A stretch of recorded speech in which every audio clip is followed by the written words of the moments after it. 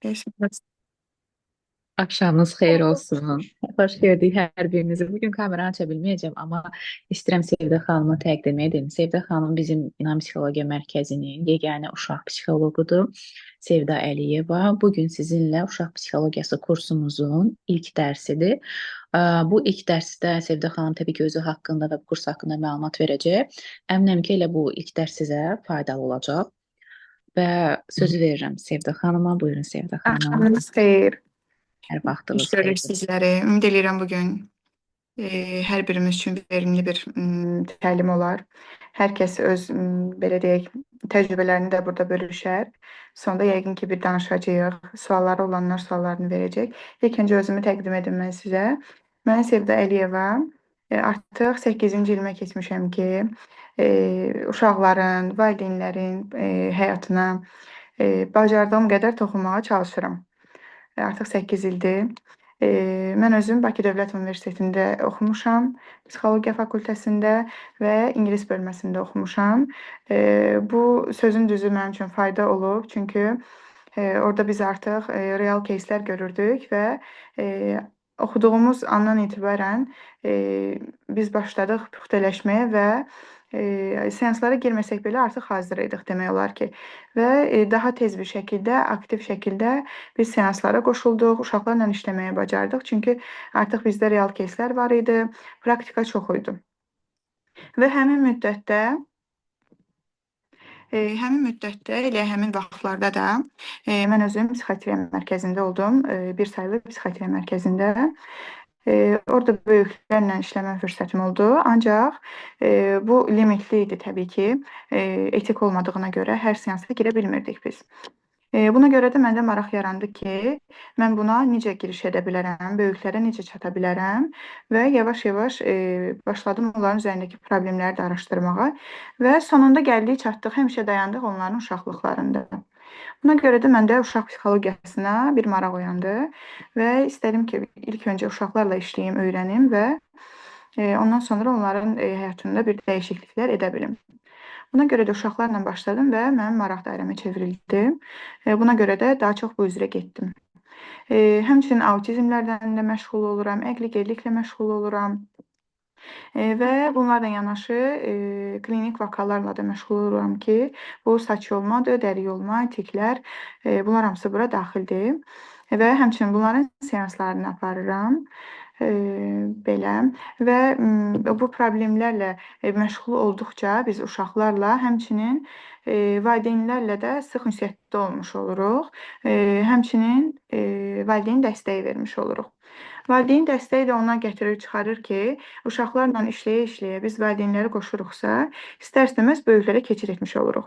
Və mən hal-hazırda görürəm ki, çox yerlər, çox psixoloqlar valideyn dəstəyinə önəm vermir, valideynlə işləmirlər, elə uşaqlarla ancaq işləyirlər.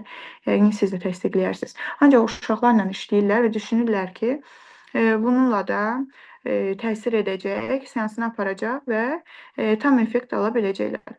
Amma özünüz də yəqin ki, şahid olmusunuz. Bunun müddəti artır, seansların müddəti uzanır, keyfiyyət aşağı düşür. Valideyn artıq bundan narahat olmağa başlayır, narazılıq görməyə başlayır. Ona görə də valideynlərlə işləmək mütləqdir. Bərabər iş getdikdə artıq 80-90% biz daha tez nəticə əldə edirik. Və bu gün də təsadüf deyil ki, biz bərabərik. Hamımızın həyatında bir nəfər də olsa uşaq var. Bu da bizim ortaq səbəbimizdir ki, biz burdayıq və müəyyən bir şeyləri öyrənməyə gəlmişik. Mən öyrəndiyim zamanlarda praktika cəhətdən çox kasad idim. Yəni yəqin ki, indi də elədir, bəzi yerlərdə elədir ki, onlar praktik cəhətdən öyrətməyə meyilli deyillər. Nəzəri hissəni çox verirlər. Təbii ki, nəzəri hissəni mən də verə bilərəm sizə, amma bu artıq şablon olacaq sizin üçün. Psixologiya nədir, yaş psixologiyası hansıdır, oturub onların hamısını əzbərləyə bilərsiniz. Amma bu sizin üçün təkrar olacaq, şablon bir şey olacaq. Ona görə mən həmişə özüm praktika axtarmışam deyə istəyirdim ki, belə bir kurs təşkil olunsun və mən orada bacardığım qədər bütün praktik biliklərimi sizlərə ötürə bilim. Bugünün də planlamasında uşağın davranışının oxunmasını nəzərimdə tutmuşdum ki, burada əsasən iki real case verəcəm. Təbii ki, əlavələrim də olacaq və həmçinin gələn təlimlərimizdə də, ödənişli hissələrində də bu təlimləri bu real кейslərlə işləməni, yanaşmanı, e, belə deyək, düzgün yol xəritəsini birlikdə qurmağı öyrənəcəyik və seansları addım-addım necə irəlilətməli olduğumuzu öyrənəcəyik bərabər. Belə real кейslərdən başlayaq. İlk öncə bir düşünün ki, bir 5 yaşlı uşaqdır sizin yanınıza gəlib və o diksinmələri var, qışqırmaları var uşağın. Gecə oyanmaları var. Gəlir valideyni narahat eləyir və yaxud da valideyni vurur. Belə bir oyanmaları var. Və sizə istəyirəm canlı dərsimizdə lövhədə yazmışdım. Sizə də belə göstərim. Siz də özünüzdə qeyd edə bilərsiniz. İhtiyac. Belə göstərəcəm sizə. Bilmirəm, görünür.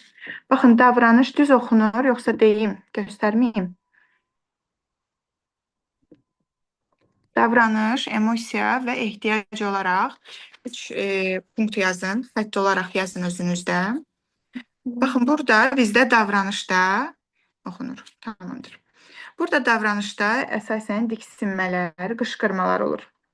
Onu orada özünüz üçün qeyd edə bilərsiniz. Davranışda uşaq özünü necə göstərir? Diksinmələrlə, qışqırmaqla, vurmaqla. Bu onun davranışıdır. Amma bu davranışın nəsə bir səbəbi var. Altında yatan bir səbəb var. Və tərs psixologiya ilə baxsaq, bu uşaq qışqırırsa, bizə qarşı özünü göstərirsə, tərsdən baxsaq, demək ki, bu özü qorxur. Özü qorxur ki, bunu bizə belə yansıdır. Bizə belə izah etməyə çalışır. Və onun emosiya hissəsində qorxu dayanır. Əsəbilik, qorxu dayanır. Ancaq bu qorxunun da bir nədəni var, bir səbəbi var. Bunun da səbəbi ehtiyacdan irəli gəlir. Ehtiyacında isə onun təhlükəsizlik dayanır. Həmin anda uşaq özünü təhlükədə hiss edir və təhlükəsiz bir alan istəyir, bir yer istəyir, sığınacaq axtarır özünə və ona görə də valideyninə belə deyək, sığınır. Əgər təhlükəsiz hiss etsə, uşaq təhlükə anı hiss edərsə, onda demək ki, davranışında özünü göstərəcək diksinmələrlə, tez-tez qorxacaq, diksinmələri, qışqırmaları olacaq. Bunun da əksər kök səbəbində emosiya yatır ki, bu da onun qorxu olur. Belə. Sizdə olur belə hallar ki, misal üçün görürsüz ki, uşaq qışqırır, amma valideyn deyir ki, "Eşi qışqırma, lazım deyil, niyə qışqırırsan? Mənim dediklərimi başa düşmürsən." Yəni onu görmür, onun emosiyalarını görmür, görməzdən gəlir. Bu da uşağın emosiyalarını, bəli. Kimsə səsini eşitdim.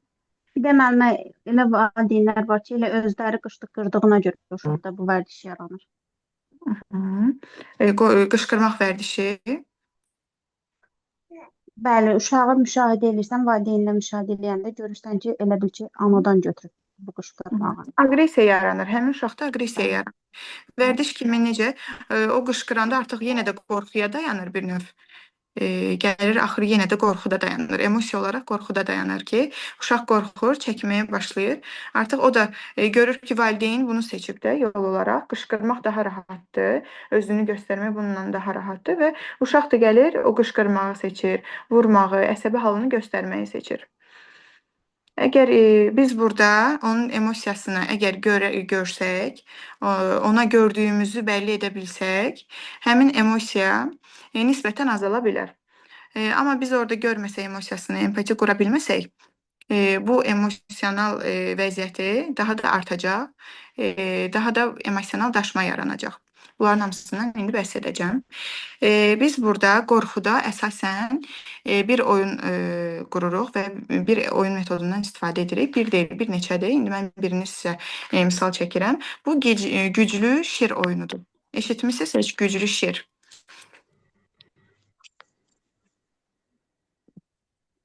Siz seanslarınızda maksimum belə deyək, şəraitinizi, otağınızın belə dizaynını elə qurmalısınız ki, uşaq üçün tam rahat bir zona yaransın. Misal üçün indi psixoloqlar uşaqları stola belə qoyurlar. Hətta bir yarım dairə boşluq olur. Bilirsiniz yəqin ki. Yarım dairə bir boşluq olur. Sıxışdırırlar, oturtdururlar divarda. Təbii ki, ola bilər davranış pozuntu olsun, uşaqda vurmaları olsun. Amma biz onu müəyyən qədər təbii ki, idarə edə bilərik, özümüzü müdafiə edə bilərik. Yəni uşağı divara sıxmaqla ancaq onu sərhəd qoymuş oluruq, onu daha da narahat etmiş olarıq. Hər vaxtınız xeyir Sevda xanım. Bir şey soruşum. Buyurun. Mənim oğlumun 5 yaşı var. Evdə ondan əlavə 10, 11, bir də 13 yaşında uşaqlar var. 13 yaşındakı oğlan uşaqdır. 5 yaşı var. Yəni ətrafındakilərə qarşı çox aqressiv deyə bilərəm əslində. Çox yəni bildiyiniz uşaqlara sataşsın, əl-qol hərəkətləri eləsin. Aqressiya belə o uşaqlar da sakit deyil əslində. Normal vəziyyətdə oynasınlar, normal vəziyyətdə yola gedirlər. Amma bir də görsən ani bir beyin fırlığı olur.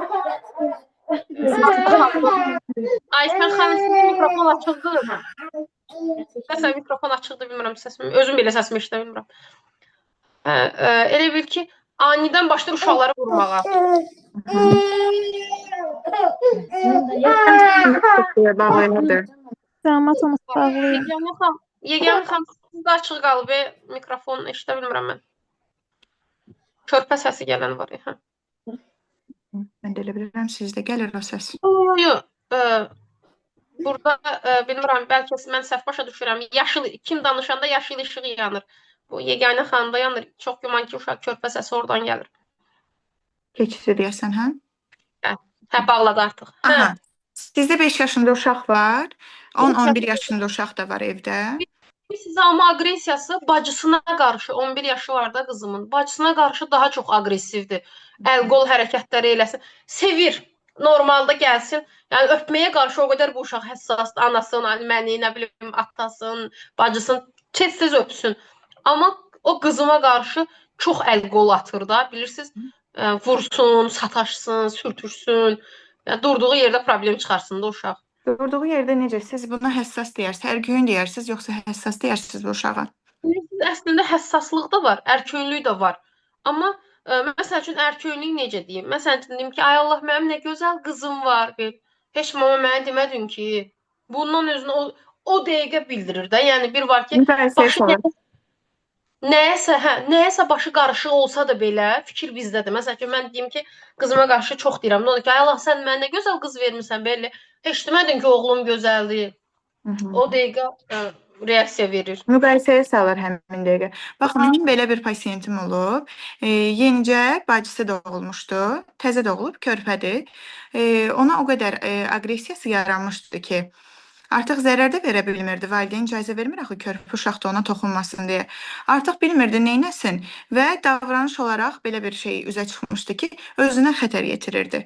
Başlamışdı özünə ziyan vurmağa. Sırf o müqayisədən dolayı bacı-qardaş qısqanclığı, iki bacı qısqanclığı, yeni biri gəldi, artıq diqqət mərkəzindən bir qədər çıxmış oldu. Artıq o sevgi paylandı, o diqqət paylandı. İkisi ayrıldı. Sevda xanım, ikinci uşaqdır. Oğlan ikinci uşaqdır. Yəni sizin dedikləriniz mənə elə gəlir ki, birinci uşağın müqayisəsidir. Amma ikinci uşaqdır o. Uşaq deyirlər, 3 uşaq. Evdə 4 uşaq var. Aha, maşallah. İkisi bibisinin uşaqlarıdır. Amma daha çox problemin bacısındadır. Yenə də müqayisəyə girir. Görürsüz, özünü müqayisəyə salır ki, heç bunu demədin ki. Düşünün o müqayisədən, o qısqanclıqdan uşaq özünə ziyan yetirirdi. Burun hissələrinin dərisini bütün qoparmışdı. Görün bir müqayisə haralara gətirir, çıxarır. Bu da davranış pozuntusudur. Görürsüz, davranışda özünü göstərdi ki, yolmalar başladı. Dəri qoparma, dəri yolmaları. Bütün bu hissələr qan. Düşünün, dəri qoparması var. Artıq bu klinik vakadır. Amma davranış pozuntusudur. Yəni müqayisə ola bilər. Əgər davranış bunu göstərsə. Buyurun. Evdə dedi 4 uşaq var. Başa düşə bilmədim. İkisi özünündə, ikisi ikisi balığımın uşaqlarıdır. Sizlə qalırlar. Bizlə qalırlar, hə. Amma o qızla oğlan sizin uşaqlarınızdır, hə? 11 yaşında qız, 5 yaşındakı oğlan özümündür. Hə. Əslində burada elə bacı qardaş qısqanclığıdır da. Ola bilir. Amma digərlərini də görürlər, onların da təsiri var. Amma daha çox bacı qardaş qısqanclığıdır, bəli. Hamısını balansda saxlamaq düzdür, çətindir, amma bacardığımız qədər onu balansda saxlamalıyıq biz. Çalışmalıyıq ki, müqayisəyə girməsin. Çox Səslər qarışır. çətindir. Balansda saxlamaq həqiqətən həddindən artıq çox çətindir. Ona görə də mən onu deyirəm ki, valideyn dəstəyi hal-hazırda mən çox az görürəm ki, valideyn dəstəyi verilsin. Uşaqlardan çox bəlkə də valideynlərə lazımdır bu dəstək ki, uşaqları evdə müəyyən qədər idarə edə bilsinlər, davranışlarını yönləndirə bilsinlər. Ən azından uşaq davrananda bilsin ki, o nəyə görə belədir. Məsəl üçün sizin uşağınızda demirəm var, olsa ki, misal üçün bir dəri qoparması, siz biləcəksiniz o nəyə görədir. Amma yoxdur. Yəni Özünə hər uşaqda başqa cür görünə bilir bu. Misal üçün deyirsiniz ki, aqressivdir, vurmaları var. Tamam, sualları saxlayırıq sona. Tamamdır, qayıdaq. Toparlayaq biraz seans təlimimizi. Tamamdır, mən nədən danışırdım? Mən danışırdım, deyirdim ki, biz güclü şir oyununu danışaq. Güclü şir oyununda nədir? Deməli, seansda maksimum dərəcədə və yaxud da evdə uşağın konfor zonası olmalıdır. Onun oynayacağı, adi bir rəsm çəkəcəyi yer belə rahat olmalıdır. Mən misal üçün uşaqlarımı stulda oturtmuram. Mənim oyun xalçam var. Ofisim olsun, ev olsun, evdəki uşaq olsun, mütləq ki, oyun xalçasında olmalıdır. Özü üçün orada sərbəst oturmalıdır. Təbii ki, təklif edirəm. İstərsən gəl stulda oturaq, ya da istəyirsənsə oyun xalçasına keçə bilərik. O necə rahat olacaqsa elə olmalıdır. Uşaqları sıxışdırmaq, divara diriyib oturtmaq nəsə sırf edəcək deyə məcbur etmək düzgün deyil. Bu nə dərəcədə doğru olar? Düzgün deyil. Mütəxəssislərə də aiddir, valideynlərə də aiddir. Siz nə qədər onu oturtsanız bu stolda, o daha çox sıxılacaq, daha çox bir emosional dolma yaşayacaq, emosional daşacaq. Belə. Güclü şir oyununda nədir? Siz evdə uşağa deyirsiniz, sən balaca şirsən, şir qorxanda o balacalaşır. Amma qorxmayanda, özünə inananda, güvənəndə o daha da böyüyür. Və biz başlayırıq şir kimi gəzməyə evdə. Başlayır. O təsəvvür eləyir ki, mən şirəm. Sən güclü şirsən. Başlayırıq nərildəməyə. Uşaq nərildəyir. Səsindən belə eləyirik ki, güya ki, həqiqətən canlandırırıq. Biz o şiri canlandırırıq həqiqətən. Başlayır nərildəməyə, seans boyu otaqda gəzişməyə başlayır, özünü şir kimi hiss edir. Şir nə güclüdür, şir nədən qorxmuşdu? Yox, şir qorxmur. Heç vaxt uşağa demirik birbaşa ki, sən qorxmursan. Burada qorxmalı nə var ki? Biz bunu dediksə, uşaq dedi ki, zaten bu məni görmür. Bu məni anlamır. Heç nə deməyimin bir mənası yoxdur. Uşaqlar düz başa düşürlər hər şeyi. Misal üçün bir uşağa qayıdın deyin ki, qatığı götür, çək başına, iç. Çək başına. Götürəcək, onu tökəcək başına. Real olmuş bir şeydir. Yəni uşaqlar nə deyirsinizsə, birbaşa onu da anlayırlar. İzahatını artıq bilirsiniz necə, orada izah verəndə belə qısa izah olmalıdır. Uzun uzadı olduqda onlar artıq o belə deyə bağı itirirlər. Bilmirlər ki, o məlumat necə idi, nə idi, başa düşmürlər. Bu şir məsələsində biz o şiri qaldırırıq, deyirik ki, nə güclü şirsən, şir heç nədən qorxmur, bura sənin konfor zonandır. İndi uşağın başa düşəcəyi şəkildə deyirik biz bunu. Ki, bura təhlükəsizdir, ev təhlükəsiz yerdir, şir evində qorxmur, şir evində rahatdır. Belə. Sonra əgər o şir əsəbidirsə, gərgindirsə, aqressiyası və yaxud da qorxusu varsa, başlayırıq onu biraz rahatlatmağa. Şir gedir divarı itələyir. Başlayır divarı itələməyə, bir baskı göstərir ki, uşaqda olan artıq enerjilər, bədənindəki gərginlik bunun vasitəsilə biraz azalsın. Onun gərginliyi artıq keçsin başqa bir hissəyə. Sonra ola bilər ki, onun yenə bir aqressiyası var. İndi birazdan yenə deyəcəm onu. Aqressiyası var. Bir balış götürürsünüz. Balışı möhkəm sıxır, möhkəm sıxır, buraxır. Sonra möhkəm yenə o balışı sıxır, saxlayır, buraxır. Uşağa aqressiyasına çıxmaq üçün bir şərait yaratmaq lazımdır. Emosiyasını çıxmaq üçün bir şərait yaratmaq lazımdır. Belə güclü şir oyunu həmişə işə yarayır. Bunu bilin. Və əgər siz istəyirsinizsə uşağın üzərində sizin təsiriniz artsın, bunu oyuna köçürün. Uşağa birbaşa deməyin. Uşağın qorxusunu bilmək istəyirsinizsə, əgər bir kukla götürürsüz, demirsiniz, sən nədən qorxursan? Uşaq sizə cavab verməyəcək, çəkinəcək, demək istəməyəcək. Bir kukla götürdünüz. Bu kukla nədənsə qorxur. Görürsən nədən qorxur? Ola bilər ki, düşünsün, amma demək istəməsin. Orada demək istəməyəndə biz ona alternativ bir cavablar veririk. Alternativlər veririk ki, orada onun üçün kömək olsun. Misal üçün, bacı onun əlindən oyuncağı alanda əsəbləşdi, qorxdu. Yaxşı, bəlkə onu vurublar, ona görə qorxur. Alternativlər veririk. O misal üçün deyir ki, oyuncaq yox, heç oyuncağını əlindən almayıblar ki. Oyuncağını əlindən almayıblar ki, bu keçdi. Sonra, bəlkə onu vurublar, ona görə qorxub. Fikirləşir, deyir, olub, onu vurdular, ona görə qorxdu. Çıxdı ortaya artıq. Biz bildik ki, nəyə görədir. Uşaqlar ancaq oyunla özlərini biruzə verirlər. Belə, ümumiyyətlə 0-6 yaş arası bu emosional daha çox işləyir uşaqlarda. Emosional hissə beyində daha çox işləyir. Gəlin onu da istəyirsiniz, özünüzdə qeyd edeyim bir tibbi bir bilik kimi. Bizdə bir balaca bir beyinciyimiz var, amigdaladır. Bu, üzr istəyirəm, emosional hissəni idarə edən amigdaladır. Burada sırf emosional beyin kimi düşünün, ancaq o qərarlar verilir orada. Emosional belə deyək, dolmalar yaşanır. Bir də var prefrontal korteks. Bu isə məntiqi hissədir. Beynin ön hissəsidir. Burada daha çox məntiqi düşüncələr, belə deyək, qərarlar verilir və bu 0-6 yaş dönəmində zəif olur. Uşaqlar emosionallığa daha meyilli olurlar. Və valideynlərin səhvi nədir? Uşağa böyük kimi yanaşırlar.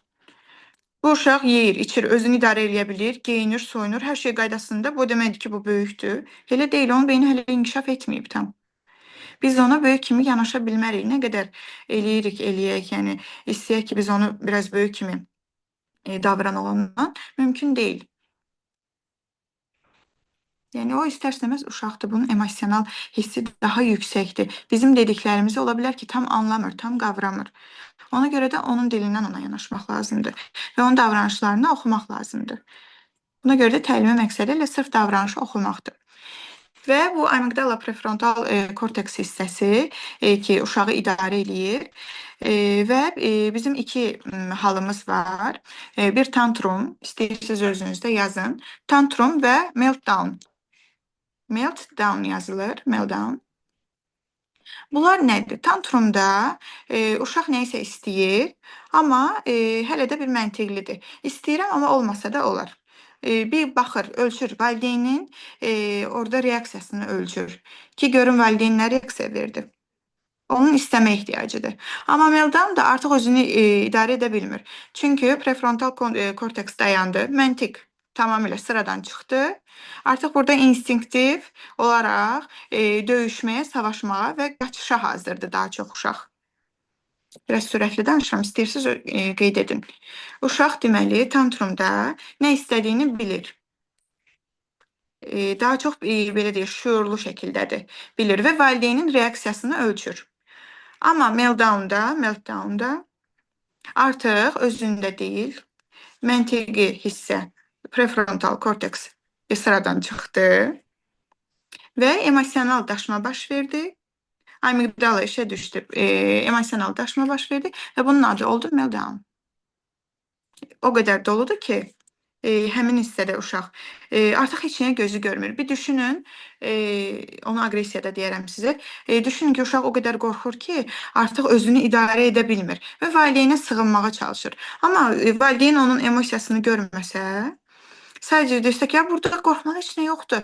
Narahat olma, qorxu bax, heç nə yoxdur ki, tutaq ki, pəncərədə nəsə görüb uşaq. Gözünə nəsə görünür, xəyali, tutaq ki, bir kukla, ondan qorxur. Valideyn deyir ki, heç nə yoxdur orada. Suallara ən sonda baxacağam. İndi yazırsınız, fikrim qarışdı. Aha. Amma burada tutaq ki, nəsə görür. Valideyn də deyir ki, hey, qorxulu bir şey yoxdur, narahat olma. Onun emosiyası görünməlidir. Uşaqda 2 qat artdı.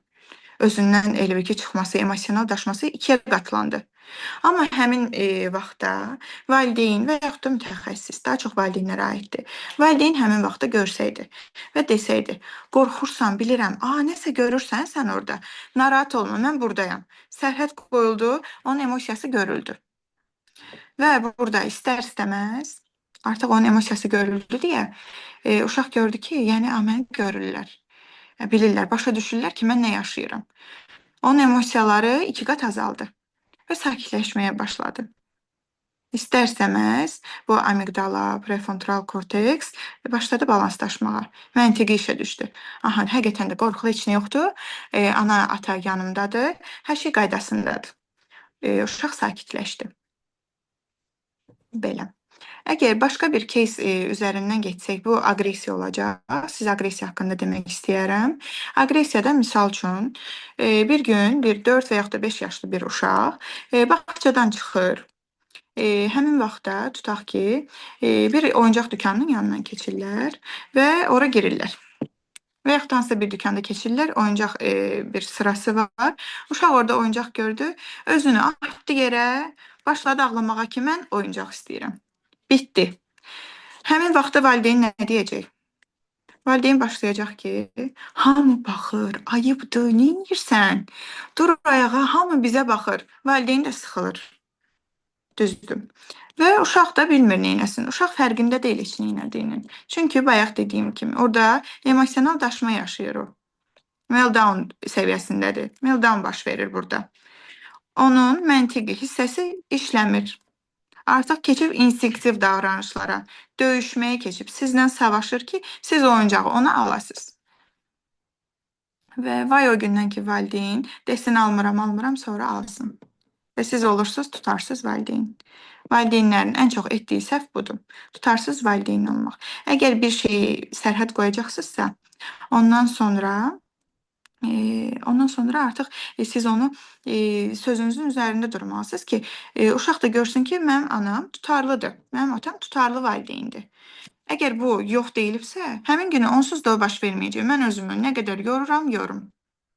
Həmin uşaq özünü atıb yerə, ağlayır, qışqırır, hətta ananı vurmağa başlayır, ana bilmir neynəsin. Həmin anda bir stop, valideyn bir özünə gəlir və ona deyir, bilirəm, sərhəd qoyur, bilirəm, oyuncaq istəyirsən. Amma burada bir məsələ var. Sərhəd qoyandan sonra, əgər empati verilməsə, empati qurulmasa uşaqla, o hiss ona aşılanmasa, bu sərhədin heç bir mənası yoxdur. Burada məsələ nədir? Sərhədi qoydunuz, bilirəm, oyuncaq istəyirsən, amma evdə varımdır. Bilirik ki, bu dəfə ehtiyac yoxdur. Biz onu istədiyində gördük, emosiyasını qəbul elədik. Bu sadə görünə bilər, kənardan asan görünə bilər, şablon görünə bilər. Amma yoxlamaq lazımdır, yoxlayın. Hamısı işə yarayır. Uşaqlar görüldüyünü hiss etdikdə, onların emosiyaları 2 qat azalır.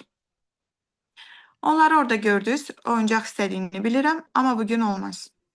Və uşaqlara həddindən artıq izah verilməsi bu dövrün ən böyük səhvlərindən biridir. 4 yaşında uşağa nə dərəcədə izah verə bilərsiniz? Oyuncaq lazım deyil, mənim pulum yoxdur, bugün pul götürməmişdim, atadan pul alarıq, sabah gələrik, oyuncaq qalsa yenə də alarıq, uzatdınız. Bu qədər niyə uzanmalıdır ki? Oyuncaq istəyirsən, amma bugün mən pulu götürməmişəm. Oyuncaq istəyirsən bilirəm, amma evdə yetər qədər oyuncağımız var, bugün almayacaq. Qısa, net. Və bu arada sizə deyim ki, sonda bir açar söz qeyd eləyəcəm. Sona qədər iştirak edənlərə əlavə oyun metodları verəcəm. Sonda açar sözü qeyd edəcəm sizə və onları verəcəm. Əgər istəyənlər olarsa, bir təşəkkürnamə də veriləcək iştirak etdiyinizə görə. Çünki bu ilk ödənişsiz təlimimizdir, başlanğıcdır. Təşəkkürnamə ilə belə deyə davam edirik. Sonra ödənişli dərslərimizin sonunda artıq sertifikatla siz belə deyək tərtib olunacaqsınız, sertifikat veriləcək sizlərə və artıq həm valideynlər biləcəklər ki, nə etməlidirlər, həmçinin burada valideyn dəstəyi veriləcək, mütəxəssislər valideyn dəstəyi verməyi öyrənəcəklər. Gələn təlimlərimizdə sonda hamısına cavab verəcəm. Gələn təlimlərimizdə biz saç yolma haqqında öyrənəcəyik. Orada bu klinik vakadır, çox önəmlidir. Hal-hazırda düzdür, buna fikir verən çox azdır, amma baxsaq, diqqətlə görsək, həqiqətən də bu problemlə əziyyət çəkənlər çoxdur. Ki saç yolmalar olur, dəri qoparmalar olur. Bunlar hamısı davranışa aiddir. Sonra valideyn dəstəyi çox önəmlidir. Diqqət əksiliyindən danışacağıq biz. Bunlar hamısı inşallah ki, gələn dərslərimizdə olacaq. Ümid edirəm ki, orada da görüşərik. Və sonda açar sözü deyəcəm. Belə. Deməli, biz nədən danışırdıq? Aqressiyadan və uşaqların hisslərini görməyimizdən. Meltdowndan danışdıq. İndi aqressiya olanda biz nədən istifadə eləməliyik? Bir oyun kimi düşünün. Tutaq ki, bizim içimizdə bunu qoyun bura. Bizim içimizdə bir şar var. İstəyirsiniz, gəlin bir yerdə eləyək. Hamı bərabər eləsin. Bizim içimizdə bir şar var. Gəlin o şarı bərabər dolduraq 4 saniyədə. Mən sayacağım. Yavaş-yavaş burnumuzdan nəfəs alırıq və bunu uşağa da tətbiq edə bilərik. Uşaqlar bunu əgər şarla edə bilmirlərsə, önlərinə şam qoya bilərik, şamı yandırırıq, qoyuruq və nəfəs alır 4 saniyə, nəfəsini verəndə şamı söndürə bilər. Bu da bir. Görürsünüz, 2 oyun metodu verdim sizə. Başlayırıq. Şarı gəlin dolduraq bərabər. Başladıq.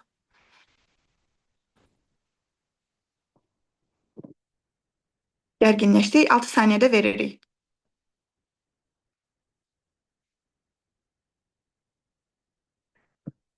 Tam verdik. Çalışaq ki, bu nəfəs verdiyimiz anın saniyəsini artıraq. Bu daha çox belə deyək, aqressiyanın azalmasına təkan verir, yol verir. Uşaqlarda daha çox işə yarayır. Və başqa bir aqressiyanı azaldan, yatmazdan öncə ola bilər ki, biz uşaqlara belə baskı masajlar belə deyək, istifadə edək. Yatmazdan öncə başlayırıq qolları, ayaqları masajlar eləməyə. Bu çox təsir eləyir. Yatmadan öncə sakitləşdirir, yoxlayın. Başlayırsınız belə-belə. Onun gərginliyini aradan qaldırırsınız. Artıq enerji var uşaqda. Həmin günü enerjisini çıxmayıb. Qalıb onun daxilində enerji partlaması yaşayır uşaq. Necə yata bilər? Rahat yata bilməz təbii ki, bu normal haldır. Ona görə də o enerjini müəyyən qədər bir xərcləməlidir, istifadə eləməlidir ki, o normal bir yuxusu olsun. Ona görə də əgər həmin günü çox emosional bir daşmalar yaşayıbsa, emosional çox olubsa və enerjisini xərcləməyibsə, siz görürsünüz də, həmin gün aktivliyi az olubsa, başlayırsınız masajlar edə bilərsiniz. Belə. Sonra bunun haqqında da danışdım. Əgər suallarınız varmı? Suallarınızı bilmək istəyərəm. Baxaq.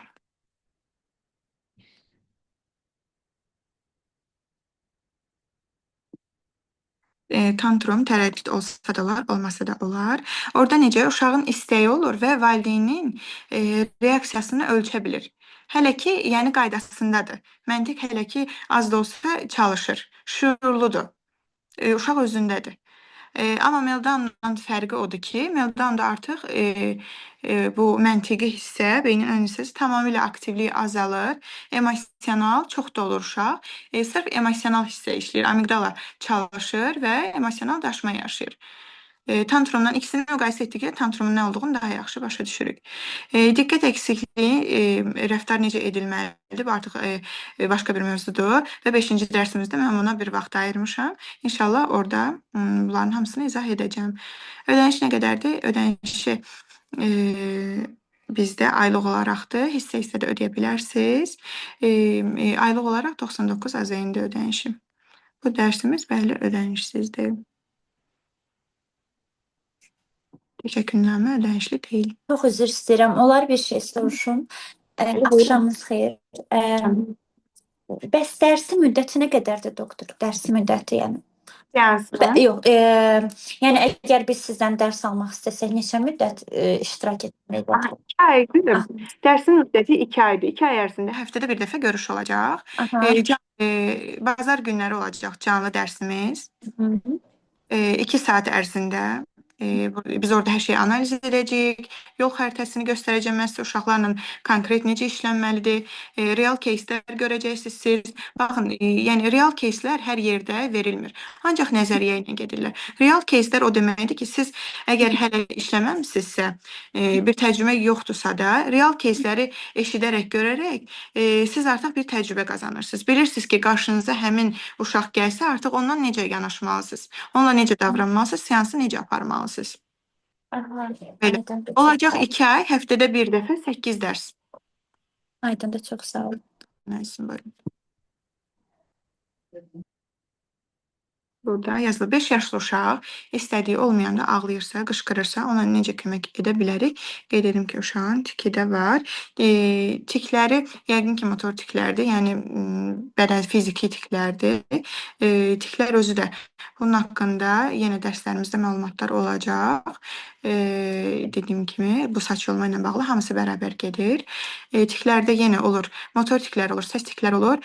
Ola bilər ki, bu uşaqda belə deyək, vərdiş olub nə vaxtsa və yaxud da bir qorxma yaşayıb və yaxud da bir aqressiya ilə qarşılaşıb, həmin bu aqressiya, emosiya davranışda özünü tiklə göstərib.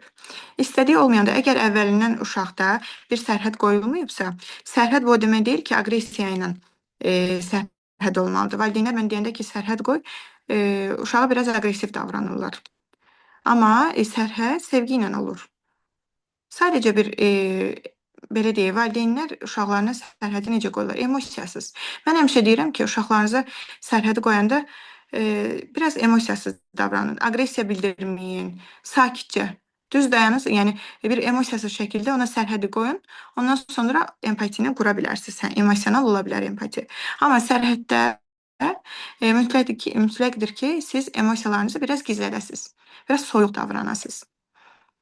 İstədiyi olmayanda ağlayırsa da, artıq o özünü ağlamaqla, qışqırmaqla eləyir və istədiyini etdirmək istəyir, düzdürmü? Əgər siz ona sərhəd qoysanız və bunun qısa izahını versəniz, o artıq ona öyrəşəcək. Amma 5 yaşına qədər o sərhəd olmayıb baxıb. Ona görə də artıq buna alışıb. Amma tiklərin üzərində mütləq işləmək lazımdır. Tiklər elə bir şeydir ki, misal üçün mənim yanımda uşaq var idi, onun motor tikləri var idi. Durduq yerdə uşaq göstərim sizə eləyirdi, belə hərəkətləri var idi. Belə eləyirdi və səslə qışqırırdı. Belə qışqırmaları var idi, özündən asılı olmadan. Durduq yerdə qışqırırdı. Düşünün, biz cəmi 7 dərsdən bitirdik. 7 dərsdən sonra üzərindən 4 ay keçib hələ yoxdur elə bir şeyləri. Geri dönüşlər, yəni mən alıram, soruşuram. Çünki işin keyfiyyətinə baxmaq lazımdır. Mütəxəssislər məncə maraqlanmalıdırlar ki, görəsən bu işin keyfiyyəti necə oldu? Maraqlansınlar və daha çox yəni keyfiyyətə yönəlik olmalıdır.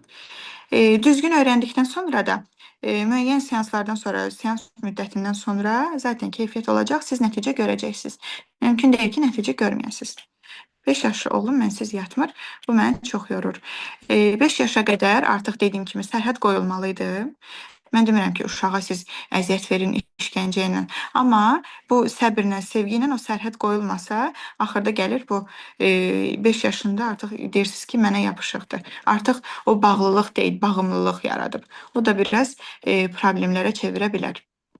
Çünki yaş artır, amma hələ də o bağlılıq məsələsi deyil, bağımlılığa çevrilib. Anadan qopmur artıq. Düzdür, istəyirəm Sevil xanım. Əslində mənim körpəm, yəni onlar çox balacalıqdan bizlə yəni ayrı yatıblar. Mən qətiyyən onlara yaxınlaşmıram. Son bir ili demək olar ki, o ancaq mənə meyl eləyir. Səninlə yatıram. Mən saat 3-də belə yatsam, o gözləyir.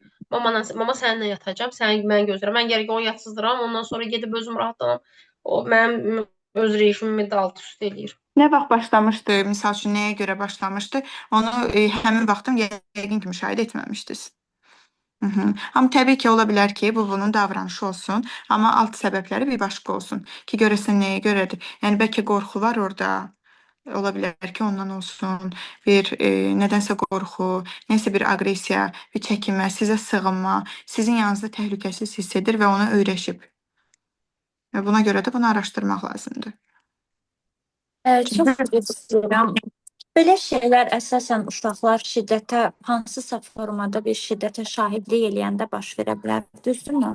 O da ola bilər. O da bir Bəli. səbəb. Baxın, gəlin Ola sizə bir bilər ki, uşaq yəni özünü, yəni o evdə təhlükəsiz hiss etmir deyə ona görə anaya sığınır ki, bəlkə mən ana ilə yatanda təhlükəsiz ola bilərəm. Bəlkə də ola bəli, bilər bu ki, belə bir şey də ola bilər. Bu ev şəraiti də ola bilər. Gəlin elə sizə real case olaraq verim. Elə bundan biləcəksiniz. Hal-hazırda mənim bir uşağım var. Orada onun 5 yaşı var, oğlan uşağıdır. O uşaqlar arası şiddətə məruz qalır və artıq onda enkapriz yaranıb. Yəni kaka tutma və yaxud da kaka qaçırma. Ya çox saxlayır, ya da artıq öz üzərini batırır. Həmin vaxtda bilmir ki, misal üçün bu kaka gəlir, bilir. Və o həmin ağrı ilə onu eyni tutur. Həmin anda ki, onu vurmuşdular, müəyyən bölgələrinə və başına zərər yetirmişdilər.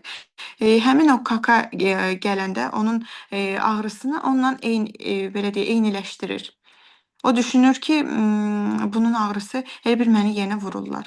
Ona görə tualetə də getmək istəmir, rədd eləyir. Və bu qorxudan yaranıb.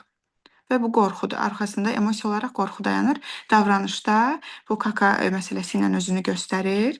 Belə valideyn dəstəyi də təbii ki, burada verilməlidir, verilir. Müəyyən tapşırıqlar olur ki, bunun qarşısı alınsın. Amma burada o aqressiya görürsüz, şiddətə məruz qaldı. Və nəticədə o yenə o uşaq anası ilə yatır. Ayrı yata bilmir, qorxur.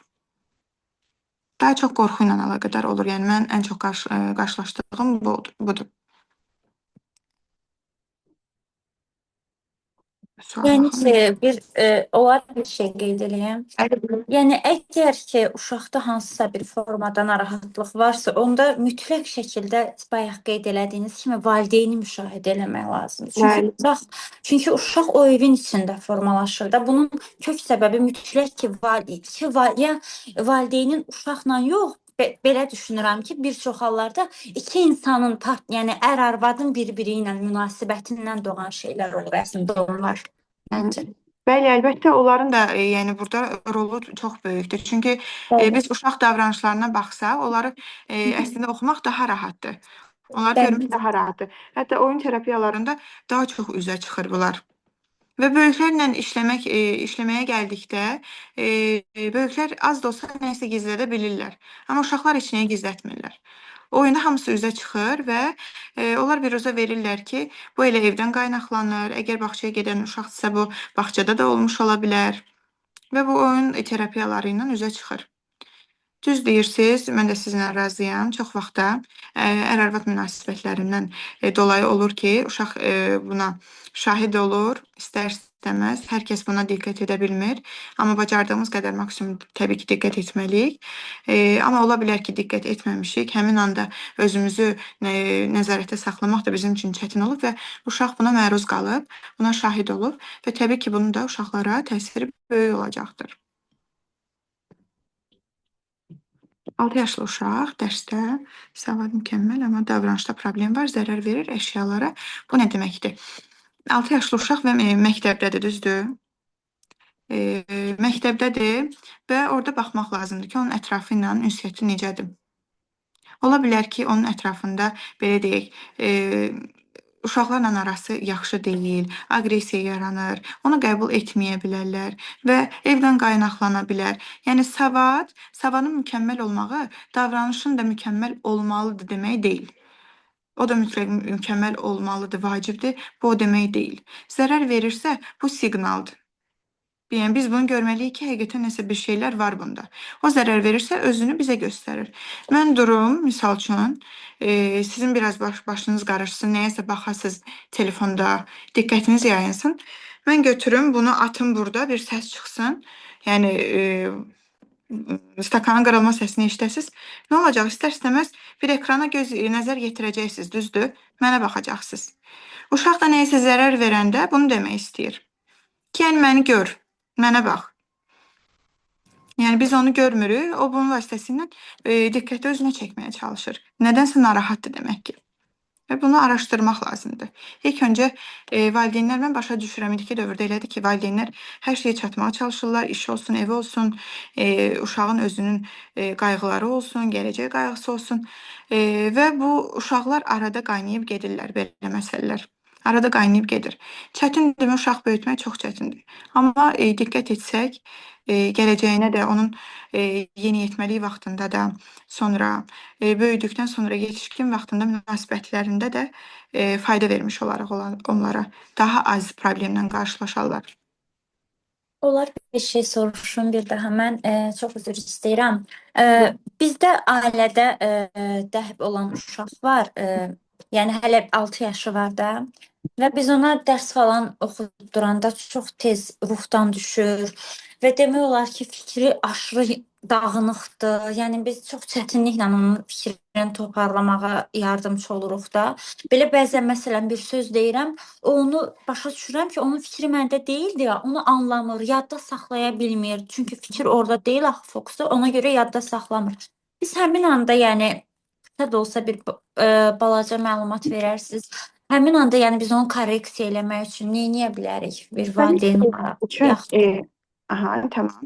Bilirsiniz, bu həmçinin diqqət Dərman da eksikliyi. çox üzr istəyirəm sözünüzü kəsirəm. Həm də dərman müalicəsi olunur onda fokus probleminə görə. Bəs dərmanlar necə təsir edirmi? Dərmanlar bəli, o uşaqda ümumiyyətlə bir aqressiya da çox idi da, yəni əsəbləşirdi. Məsələn, ona toxunanda, yəni o icazə vermirsə, əlbəttə ki, toxunmuram, amma ki, belə toxunub eləyəndə reaksiya aşırı verirdi öpəndə falan, amma indi onlar sakitləşib, aqressiyası azalıb nisbətən, yəni yaxşıdır. Eyni vaxtda dəstək də alırsınız? Psixoloji dəstək bir müddət alıb, amma hal-hazırda yox. Baxın, dərmanlarla birlikdə dərman, yəqin ki, bu uşaq özünüz də bilirsiniz, ömrü boyu dərman atası deyil ki. Bəli. Yəni bu həll olunmalıdır. Bu ancaq dəstəklə mümkündür. Dərmanlar müəyyən müddət idarə edə bilər bir məsələni. Tam həlli deyil. Ona görə də həkimlər dərmanı yazanda deyirlər mütləqdir ki, dəstək al. Bunun kök səbəbi bilinməlidir. Bu diqqət eksikliğində onda yenə gəlir eyni şeylərə dayanır. Baxın, deyirsiniz ki, aqressivlik var. Demək ki, davranışda özünü göstərir. İçində bir narahatlıq var. O artıq özü ilə bacarmır. Ona görə də aqressivlik. Siz məşğul olursunuz, doktor. Siz özünüz də uşaqların. Bəli. Uşaqlarda bu cür bütün problemlərlə demək olar ki, məşğul oluram. Autizm olsun, əqli gerilik olsun, inkişaf problemi olsun, ləngimə olsun, hələ diqqət eksikliyi, hiperaktivlik olsun. Baxın, onun bədənində, içində o qədər enerji var ki, ona hiperaktivlik verir, düzdür? Əgər o siz dediyiniz şeyləri bilərəkdən etmirsə, bu hiperaktivlikdir və o da gətirir, çıxarır diqqət eksikliğinə. Hiperaktivlikdir. Amma bilərəkdən edirsə, bu artıq davranış pozuntusudur. Ola bilər ki, bəzən bilərək etsin. Misal üçün, yenə bir stakan götürək. Bu stakanı uşaq götürüb bilə-bilə atırsa, sizin gözünüzün içinə baxa-baxa atırsa, bu olur davranış problemi. Amma hərəkət edəndə, hərəkət etdiyi zaman gəldi, dəydisə, o artıq olur hiperaktivlik. Bunu da ayırd eləmək lazımdır. Əgər aqressivlik varsa, bəlkə orada elə biraz davranış pozuntusuna da qaçır məsələ. Ona görə də bunların hamısını araşdırıb təyin etmək lazımdır. Buna uyğun bir yol çizməyə lazımdır. Məsələn, rutin şeylərdə, məsələn, paltarını geyinmək olsun da, səhər-səhər durub paltarı geyinmək olsun. Onda çox çətinlik çəkir. Yəni elə olur ki, saatlarını alır da, bir neçə saat pijama ilə. Saat. Bəli. Yəni özü bunu edəndə elədir, yoxsa sizlə də çətindir? Yox, özünə tapşırılanda, məsələn, biz eləyəndə, anası falan eləyəndə, onda okey eləyir. Amma özünə tapşıranda çox gec eləyir. Yəni eləmək istəmir. Sanki elə bil ki, belə necə deyim, həvəssiz belə. Bilərəkdir, bilərək belə edir, yoxsa sizcə bilməyərəkdən? Məncə bilməyərək eləyir. Bilməyərək çətinlik çəkir. O sanki rutinini tamamlamağa çətinlik çəkir o uşaq. Elə hiss olunur kənardan ki, buna çox çətin gəlir ona. Bəs mükafatlandırmağı yoxlamısınız? Bəli, eləyirik. Mükafatlandırma eləyirik. Onda daha motivasiyası yuxarı olur. Biz ümumiyyətlə onu başa düşməyə çalışırıq ki, onun beyni belə işləyir də. Yəni onu qınamamağa çalışırıq evdə. Yəni anası çox yaxşı yönəldir, yəni belə. Dərslərində də eyni qaydadadır? Bəli, dərslərində eyni qaydadadır. Qrupa müəlliməsi tez-tez səs atır ki, yəni fikri çox yayınıqdır da bu adam. Məsələn, səslərini Saxlaya falan bilmir. Çünki fikri hiperaktivdir. bəli, çox yayınıqdır fikri. Əslində savadlı uşaqdır, amma ki fikir yayınıqdır deyə bir şeylər, yəni çətinlik çəkir Ona, də. gəlin belə deyim, siz ona Amma bir məsələn, qura siz çox bilərsiniz. bilirsən, şahmatda məsələn çox uğurludur, yaxşı. Mən bir yerdən oxumuşduq ki, biz onu şahmat korreksiya eləyirdi. Ona görə valideynlər onu şahmata qoydu. Məsələn, şahmatda çox uğurludur. Yəni çox uğurlu olduğu şeylər də var, amma bəsit şeyləri də bəzən yerinə yetirə bilmir. Qəribə təzadlar olur. Siz o bəsit şeylərdə ki, indi deyirsiniz ki, bir xırda bir korreksiya kimi. Korreksiya deyil də bir cədvəl kimi düşünün və siz şəkillərlə ona qoya bilərsiniz ki, rutinini oradan baxaraq tamamlaya bilsin. 6 yaşı var. Onun üçün yəni cədvəl olaraq yaxşıdır. Bir 3 punktluq bir cədvəl qoyun. Şəkillə qoyun ki, məsəl üçün pijamalar şəkli. Aha, gəlir orada yazır ki, hazırdır. Ona motivasiya versin. Bunu yoxlayın. Saat olaraq, aha, vaxtında elədim. Misal üçün dərslərimdə bunu da qaydasına qoymuşam. Və yaxud da bir sumka işarəsi ki, mən verdiklərimdən sizə misal çəkirəm. Bir sumka işarəsi, onu da yığmışam. Ona motivasiya edici şeylər verməlisiniz. Aydındır. Sağ olun. Təşəkkür edirəm. 3 uşaq mənsiz yatmır, gecə də durub çağırır, qorxur. Qorxunun kökündə nəsə dayanır. Əgər misal üçün evdə belə deyək, aqressiya varsa, indi mən kök səbəbini yəni bu cümlədən tam tuta bilmirəm də, ona baxmaq lazımdır, təyin etmək lazımdır ki, bunun səbəbi nədir, nəyə görə qorxur, həmin gün misal üçün nə yaşayıb ki, ona qorxu gəlir. Ola bilər telefonda nəsə görsün, televizor ona nəsə eləsin. Ümumiyyətlə uşaqlarınıza cizgi filmlərindən müəyyən qədər uzaq tutun. Özünüz baxmadan uşağa cizgi film verməyin. Telefon ümumiyyətlə demirəm, heç sözü ola bilməz. Heç vaxt məsləhət görmürəm. Mən özüm, yəni özüm də uşaq böyüdürəm. 1 yaşı var, hələ bir dəfə də telefon görməyib. Bilmir ki, ekran nə deməkdir. Yəni yemək olsun, yəni nəsə bir başqa bir aktivitə olsun. Telefonla heç vaxt onu məşğul etməmişəm. Və sizə də bunu məsləhət görürəm. Cizgi filmləri çox önəmlidir, çox aqressiya yaradır, intihara belə gətirib çıxarır. Diqqət edin valideynlər və mütəxəssislər, valideynləri yönləndirin. Doktor, olar bir şey də soruşum sizdən.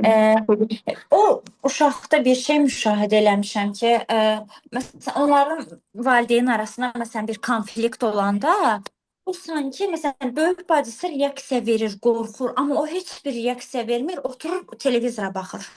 Sanki yəni həmin qorxunu qondurur, beyin özünü qoruyurmu, nədir? Bilirsiniz, beyin o qədər aktivdir. Həmin anda heç o bəlkə də ona maraqlı deyil. Qəhib olmaqla əlaqəli bir şeydir bu. Bunu Olar. biz Bəlkə eşitmək istəmir. Ümumiyyətlə özünü, bilirsiniz necə, beyin elə bir şeydir ki, özünü müdafiəyə alır. Hər kəsdə bir başqa olur. Bəlkə bir problemi görməzdən gələrək özünü qorumağa çalışır beyin. Aydındır. Amma bu o demək deyil ki, bu ona təsir etmir. Sözsüz ki, bəli. Sözsüz. Əgər uşaqda nitq ləngiməsi varsa və əsəbidirsə, necə kömək edə bilərik? Nitq ləngiməsi neçə yaş uşaqda? Misal üçün nitq ləngiməsi. Mənim uşağım var, 4 yaşında yanıma gəldi, 2 aydan sonra başladı artıq danışmağa. Yəni ilk sözlərini məndən dedi, söz birləşmələrini məndən qurdu. Sadəcə ona kömək lazımdır. Mən 4 yaşlı uşağın nitq ləngiməsi olmasını deyərdim ki, pedaqoji baxımsızlıq var orada. Vaxtında üzərinə düşülsə, pedaqoji bir baxımı görsə, bir dəstək alsa, 4 yaşına qalmaz, 5 yaşına qalmaz. Vaxtında üzərinə düşmək lazımdır. Sərhəd bərabərdə qətiyyətlilik mütləq. Sərhəd qoyandan sonra üzərində dayanmasaz, o sərhədin heç bir mənası qalmayacaq. Yəni nəsə demək istəyəndə ətrafdakılar başa düşməyəndə saçın yolur, əşyaları çırpır. Baxın, saç yolma davranışdır, davranış pozuntusudur və kliniki vakadır. Yəni daha ciddi bir vəziyyətdir. Bunun üzərindən keçmək düzgün deyil. Uşaqlarda daha çox başlayır qaş yolma ilə, kiprik yolma ilə. Böyüdükdən sonra keçir saç yolmaya. Təbii ki, uşaqlarda da saç yolma görünür. Böyüdükdən sonra daha çox keçir saç yolmağa. Artıq qaşlar onu qane etmir. Mənim bir çox pasiyentim böyüklər seanslara gəlirlər, artıq qaşları yoxdur, uşaq vaxtından o qədər qoparıblar ki, qaş kipriyi yoxdur və saçlarına keçiblər. Mənim pasiyentim var, saçlarını sıfıra vurdurub, saçları yoxdur, pariklə gəzir. Ona görə də vaxtında üzərinə düşmək lazımdır valideynlər. yoxlatdırmaq lazımdır, dəstək almaq lazımdır. Mütəxəssislər vaxtında müdaxilə etmək lazımdır. Əgər bir mütəxəssis bir problemi tutaq ki, bilmirsə, özünü inkişaf etdirməlidir, öyrənməlidir. Çünki artmalıyıq ki, biz kömək edə bilək. Mən bu sahədə işləyən çox az görürəm. Tək-tük bir ya iki nəfərdə görmüşəm belə bir şeyi. Çox vaxt yola verirlər, psixoterapevtlərə aparırlar, sadəcə dərman yazılır, saç yolmağın bundan da keçəcək, elə deyil. Həmin anda tamam, seans oldu, keçdi, qazanan qazandı. Pasiyent elə bildi ki, nəsə artıq hər şey hazırdır, həll olacaq. Gedir, dərmanı atır, 1 ay, 2 ay, bu təbii ki, antidepressantdır. 1-2 aydan sonra görür ki, yuxusu daha da pozulur, əsəbidir, gərgindir, dərmanı saxlaya bilmir, daha da aqressiv olacaq. Doktor, olar bir şey də soruşum sizdən. Buyurun. Üzr istəyirəm. Disleksiya dəhibli bir uşaq üçün tipik bir şeydir. Disleksiya olması hərfi tez-tez Bir şeydir. Bəli, çox görünən bir şeydir. Hiperaktivlikdə o qədər enerji, o qədər özünü saxlaya bilməmə, belə deyək, o qədər aktivlik, diqqət əksikliyi yaranır. Bu da disleksiya mütləqdir ki, yaradacaq. Aydındır. Çox sağ olun. O hərfləri həm də tez-tez unudur, qarışdırır. Bəli, qarışacaq. Bəzən elə olur ki, tərsdən belə oxuya bilirlər həmin uşaqlar. Evet. Sözləri tərsdən belə oxuyurlar. Evet. O qədər beyin aktivdir ki, gedir gəlir impulslar o qədər aktivdir ki, o uşaqları artıq sözü bir də görürsüz ki, tərsinə oxudu. Bəzən çətinlik çəkirlər də uşaqlar elə şeylərdə. Nə deyirdim? Saç olmadan danışırdım. Mütləq üzərinə düşmək lazımdır. Böyüdükdə artıq hətta dəri yolmaya belə keçə bilər. Ən ağır vəziyyətlərdə uşaqlarda çox az görünür, daha çox böyüklərdə olur, amma bunun əvvəli uşaqlıqdan gəlir. Ona görə sırf uşaqlara yönəlikdir. Kökünü, səbəbini tapırıq, aydınlaşdırırıq, həll edirik ki, böyüdükdə bir problemi çevirməsin. Ən ağır versiyası pinsetlə kiprikləri qoparmaqdır ki, bir nöqtə belə orada olmasın. Bu belə və qoltuqaltı, göbək ətrafı, hətta qaşıq hissələrdə də yolmalara keçə bilir. Saçın yolu, burada mən nəyi oxumuşdum? Deyir ki, ətrafdakılar başa düşməyəndə saçın yolar, əşyaları çırpır, davranış olaraq özünü göstərir ki, mən anlaşılmaq istəyirəm. Və bizdə də elədir ki, ətrafdakılar da inadla insanı başa düşmək istəmirlər. Uşağı başa düşmək istəmirlər. Nə deyəcəydim sizə? Bu emosiyalar elə bir şeydir ki, biz uşağın emosiyalarına hörmətlə yanaşmalıyıq. Hörmət əslində elə budur. Birinin, bir insanın emosiyalarını görə bilməkdir. Bu uşaq vaxtından başlamalıdır. Yəni uşaq bunu bilməlidir. O hiss edəndə ki, artıq mənim emosiyalarım görünür, mənim emosiyalarıma hörmət var və artıq özünü də dəyərli hiss edəcək. Əslində bizim valideyn olaraq da, mütəxəssis olaraq da valideynləri yönləndirmək cəhətdən də ki, yəni haqqımız yoxdur ki, bir uşağı özünü sevməməsinə yol açacaq şeylər yaradaq, ona bir travmalar verək. Və hər uşaqda fərqlidir. Bunun kökü ana-ata problemi ola bilər. Bunun kökü hansısa bir travma ola bilər, itki ola bilər. Hər kəsdə problemlər fərqli olur. Mən elə görməmişəm ki, bir uşaqda iki eyni bir problemlə qarşılaşım. Hamıda fərqli olur. Ana sərhəd qoyur, hamı nənə-baba davamlı pozur deyə, indi belə olub, olmazı bilmir, qaydalara əməl etmir. Nənə-baba ilə danışmaq lazımdır, açıq-açıq. Mən bu uşağı böyüdürəm və mənim dediyim olmalıdır. Ana-ata nə desə, yəni nə deyirsə budur. Başqa variant yoxdur. Və ana-ata da öz içərilərində zidləşməməlidirlər. Qətiyyən zidləşmə ola bilməz. İkisi də eyni şeyi deməlidir. Biri əgər desə ki, bu ağdır, o biri desə ki, yo elə bil qaraydı, orada bitdi. Yəni uşaq istifadə edəcək bu vəziyyətdən. Bəzi uşaqlar var, qayğı istəyir, amma bəzən əsəbi və narahat olanda və toxunmağa nə qayğı göstərməyə icazə vermirlər. Bu onların özlərindən asılı deyil. Onların bədəni gərgindir, narahatdırlar. Ola bilər ki, misal üçün onlardan icazə ilə belə yaxınlaşaq.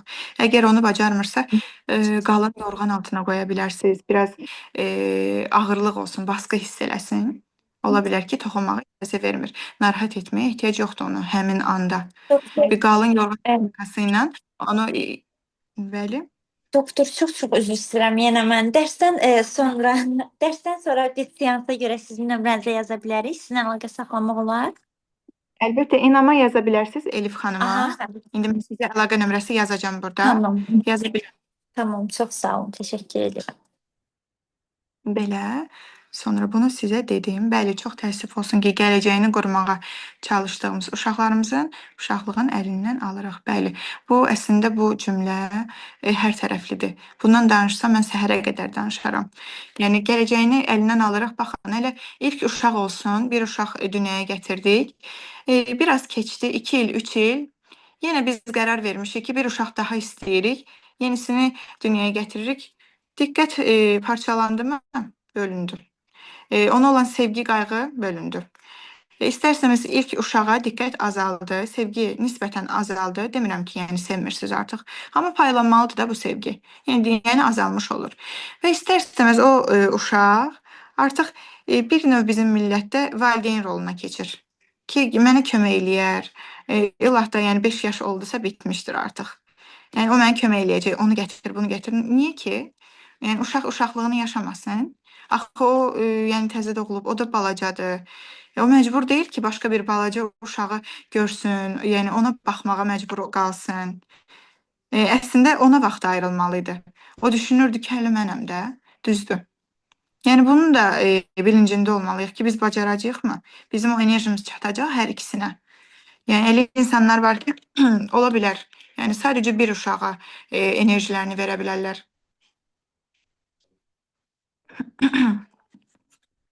Və bir uşağa enerjilərini verə bilərlər. Amma elə valideynlər var ki, misal üçün, tamam, hər şey qaydasındadır. Ancaq uşaqları üçün, misal üçün, ona maraqlıdır. Ana olaraq öz vəzifələrini yerinə yetirir və bundan zövq alır. Uşaqlarına yetəri qədər vaxt ayıra bilir. Təbii ki, mən işləyənləri indi demirəm, burada nəzərə almıram. Uşaqları maksimum qədər uşaqlığını yaşatmalıyıq, onlara vaxt ayırmalıyıq, onlarla oyunlar oynamalıyıq. Oyunlar o qədər vacibdir ki, biz çox fikir vermirik. Uşaqlarla oynanılmır. Valideynlər uşaqları ilə oynamırlar. Bir oyun qurmurlar. Uşaqlara oyun qurmağı öyrətmirlər. Uşaqların təxəyyülü formalaşmır. Uşaqlarda ilk olaraq vizual formalaşır bu təxəyyül. Sonra verbala keçir, səsliyə keçir. Vizual olaraq göstəririk, kuklaları oynadırıq. Bunlar vacib şeylərdir. Sonradan verbala keçir. Aha, nağıllara keçə bilərik. Yoxsa, yəni misal üçün ilk doğuşdan mən başlayım təzə doğulan uşağa nağıl danışım. Mən bu şeylərə biraz çox da inanmıram. Əsasən görsəldir mənim üçün ilk, sonra verbala keçə bilər. Belə getdikdə nitq daha tez formalaşır. Yəni hər kəs elə bilir ki, danışmaq filan nitqi tez oyadacaq, amma vizual, göz kontaktı, sonra emosional toxunuşlar daha vacibdir. 5 yaşlı uşaq bilərəkdən insanları incidirsən, zərər verməyə çalışırsan. Burada onunla necə danışmaq lazımdır? Yəni deyirlər, uşaq görülmək istəyir. Görürəm, amma necə münasibət qurmaq lazımdır, bilmirəm. 5 yaşlı uşaqdır, bilərək insanları incidirsə, tutaq ki, siz valideynsiniz, gəldi sizi vurdu. Yəni, təbii ki, sizi vura bilməzdir, 5 yaşlı uşaqdır, sizi davamlı nə qədər vura bilər ki? Valideyn var, gəlib mənə deyir ki, mənim başıma vurur uşaq. Mən anlaya bilmirəm, necə ola bilər? Mən dayanmışam burada, onda mən belə dayanmışam, uşaq gəlir, vurur. Mən heç nə eləmirəm ona. Həmin anda qollarını tutursunuz, sən mənə vura bilmərsən. Bitdi. Möhkəm saxlayırsınız, sakitləşənə qədər biraz baskı ilə qucaqlayırsınız ki, sakitləşirik, sən mənə vura bilmərsən, vurmaq yoxdur. Belə bir şey yoxdur, ola bilməz. O, sizin üzərinizdən onu öyrənmiş olur. Artıq digərlərini də vurmayacaq. Və oyun terapiyası ilə uşaqlara aqressiyası azaldılara, kənara zərərini azalda bilirik. Oyun terapiyası qıraqdan sadə görünsə də, xəzinədir, hər şey deməkdir uşaqlar üçün. 14 yaşlı uşaqda depressiyanı hansı testlə yoxlamaq olar? 14 yaşlı uşaqda depressiyanı artıq xanım müəllimə yəni o həll edəcək. Depressiyana mən məşğul olmuram. Bağışlayın, mən bir sual vermək istəyirdim. Deməli, mənim oğlumun 5 yaşı var. Evdə çox aktivdir, danışır, gülür, çox zarafatçıldır. Ondan əlavə 3 dənə uşaq var, onlarla danışır, oynayır, amma evdən çöldə bu uşaq heç kəslə danışmır. Bağçaya getdi, bağçada heç kəslə danışmadı, indi hazırlığa gedir. Bir təhər müəllimlə danışır, çox yavaş səslə, bir dənə parta yoldaşla axır vaxtlar danışır. Belə o da yavaş da belə çəkinə-çəkinə hiss eləyirəm danışır. Və bunu da deyim ki, bu uşaqda başladı 2 yaşından. Bu 2 yaşından həddindən artıq pis qorxdu. Aha. Belə danışığında, nitqində problemlər yarandı, danışığında kekələmələr yarandı. Amma bu kekələmələr yavaş-yavaş getdi. Öz-özünə itdi. Heç bir şey eləmədik. Öz-özünə itdi. Amma Düzdür, bu indi üzərində işlənilməli, düzdür? o üzərinə heç bir şey olunmadı. Yəni qorxusunu yavaş-yavaş başa saldım ki, bax heç bir şey yoxdur. Hardasa bir ay, 2 ay bundan qabağa qədərdir. Uşaq gecə ağlayırdı, qorxuram deyib yanıma gəlirdi. Amma onu bayaq sizin oyunlara qulaq asdım. Elə eyni oyunları mən də ondan oynayırdım. Başa salırdım, bax heç bir şey yoxdur. Bəzən öz yanımda yatırırdım. Yəni onu anlamağa çalışırdım. Amma indi yəni bütün o problemlər yoxdur, artıq qorxmur da, amma yəni evdən çöldə heç kəslə danışmır. Bunu oyun parklarına aparırıq arada. Bəzən yoldaşım oğlan uşağı da özü işlədiyi yerə aparır ki, bəlkə açılışa, məktəbə gedirik, evdə oyunlar oynayıram. Amma yenə bu uşaq evdən çöldə heç kəslə danışmır. Onu başa düşməyə çalışıram ki, axı niyə danışmırsan? Bəlkə qorxursan, utanırsan, çəkinirsən. O barədə ümumiyyətlə danışmaq da istəmir. Deyir ki, mən istəmirəm danışma, soruşma. Yəni bunu mən nə edə bilərəm? Bilirsiniz, qorxmuşdu. Nədən qorxduğunu bilirsiniz? Hə, bilirəm. Çünki gecə idi, axşam vaxtı idi, çöldə fişək partladırdı. Uşaqlar bu fişəngə baxırdılar. Qaynatam gəldi ki, uşağa bax, göstərməyin, qorxar. Bu momentdə yenə fişək partladı. O elə bil ki, o işıqdan qorxdu, fişəngin nə olduğunu bilmirdi. Hardasa 2 ay qədər axşam olanda pərdələri çəkirdik. Tünd pərdə olmayan içəridən pərdə vururdum ki, o işığın, evin içinin işığın yansıması ki, o pəncərəyə düşürdü, o işıqdan qorxurdu. Biz rayon yerində yaşayırıq. Biz ildırım çaxanda, yəni uşaq dəhşətə gəlirdi onun işığından. Amma yavaş-yavaş o belə deyim də keçdi deyim. Bilmədim, bəlkə də içinə atıbdı o qorxunu, keçməyibdi, amma hal-hazırda elə bir qorxusu yoxdur. Yəni gecə həyətə də düşə bilir, elə bir qorxuları yoxdur. Amma Mən belə olanda aha, mən buyurun. onlayn seanslarımda da valideyn dəstəyi verirəm. Bəzən elə olur ki, uşaq balacadır və sizin kimi misal üçün rayon olaraq biraz uzaq məsafədəyik, mənim yanıma gələ bilmirlər, uşağını gətirə bilmirlər. Və mən valideyn dəstəyi verirəm ki, o uşaqla necə davranmalıdır. Yəni sizə qısa bir şey deyim, siz onu eləməyə çalışın evdə. Bir vərəq götürün, yekə bir ildırım şəkli çəkin. Və deyin ki, bu indi yəni ildırımdır. O necə ki ildırım çaxandakı görürük ya, odur. Ondan elə bir ki, bir növ üzləşdirməyə çalışın, amma birbaşa yox, şəkillə. İlk olaraq şəkillə. Götürün bir A4 kağız, bir vərəq götürün, orada bir ildırım şəkli çəkin və o uşaqla neçə yaşı var idi uşağın? Hal-hazırda 5 yaşı. Rəsmdən kifayət eləyir. Həmin rəsmi başlayın qatlamağa. Başlayırsınız qatlamağa və deyirsiniz, qorxum balacalaşır yavaş-yavaş. Cılızlaşdırın qorxunu. Çünki üzləşməlidir axı. Düzdür? Axıra qədər bu qorxu ilə qala bilməz ki. Mən əvvəl elə bildim ki, ümumiyyətlə kənar cəmiyyətlə bir problemdir, qorxudan əvvəl. Soruşacaqdım ki, ata ilə münasibət necədir? Çünki əgər cəmiyyətlə problem varsa, bu cəmiyyəti evdə xarakterizə edən, onun təmsilçisi ata olur. Ata ilə ara normal olduqda cəmiyyətlə də bir problem yaşamır uşaq. Bunu da deyim ki, yəni yoldaşım biraz bəzən olur da yorğun gəlir. Yəni o qədər uşaqlarla oynayım, əylənim olmur. Amma yenə də imkan olduqca özü ilə aparır. Belə hətta axşamları bazar günləri özü ilə aparır, belə deyim də gəzdirir. Bağçaya gedəndə işdən o götürürdü, aparırdı iş yerinə. Onunla bərabər. Amma bir oyun oynasınlar, bir vaxt keçirsinlər. Olubdu və axır vaxtlar olurdu, vaxt keçirirdilər, onunla idman zalına aparırdı, gətirirdi özü ilə bərabər ki, əsasdakı bu açılışsın biraz ətraf kənarla. Bizdə məsələn qar yağanda aparırdı, biraz öz ətrafında dostlarıyla, onların uşaqları ilə bərabər aparırdı ki, getsin, oynasın, bəlkə kimləsə danışar. Amma bunun o qədər də təsiri olduğunu görmürəm. Çünki məktəbdə yenə də uşaqlarla danışmır və danışanda sanki çəkinir. Deyir ki, o günü bir yoldaşımla qorxur, deyir ki, məsəl üçün, onunla daş kağıt makas oynayırdım. Soruşdum ki, sən yenə oynadın mı Ömərlə? Deyir, yox, mən dedim, o eşitmədi. Yəni, o qədər yavaş danışır ki, artıq uşaqlar onu eşitmir. Yəni, müəllim də hətta elədir. Ona dərs soruşanda, nəsə soruşanda gedir yanında durur ki, bəlkə nəsə eşitdi. Amma evdə tamam fərqli uşaqdır. Danışır, Komfortlu gülür, nəsildir. zarafat edir. Evdə 100%dir ki, rahat olacaq. Rahatdır axı. Bir də bu ildırım çaxması deyir sizi. Baba deyəndən sonra o qorxdu. Ondan əvvəl heç görməmişdi ildırım çaxması. Ondan qorxmadı, fişəkdən qorxdu. Ona qədər fişənci körpə uşaq idi, ancaq yeni il də görür. Yəni o da elə ki, 2-ci yaşa yaxın idi, noyabr ayı idi. Hər il olur qonşu fişək partladır. Yəni o elə ki, baba dedi ki, uşağı çölə baxdırmayın, qorxar. Həmin anda da fişək Babanın necə? dediyini eşitdi uşaq. Hə, eşitdi. Yəni o birisi uşaqlar da ki, eşitdi elib ki, həmin anda fişək partladı. O elib ki, işıqdan qorxurdu. Hətta evin için bu işıqları ki, axşam olanda pəncərəyə yansıyırdı. O işıqdan qorxur ki, oradan işıq gəlir. Baxın, İşıqdan baba orada artıq dedi ki, qorxulu nəsə olacaq. elə bir şey. Orada başqa bir şey də olsaydı artıq o qorxacaqdı. Uşaq beyninə yeridi ki, artıq, aha, qorxulu nəsə gəlir, təhlükə gəlir. Bitdi. O artıq onu qorxu kimi qəbul eləməyə beyni hazır idi. Həmin anda da və qorxdu. O qorxunun üzərində də işlənilməyib. Hə, indi mən o qorxunun üzərində belə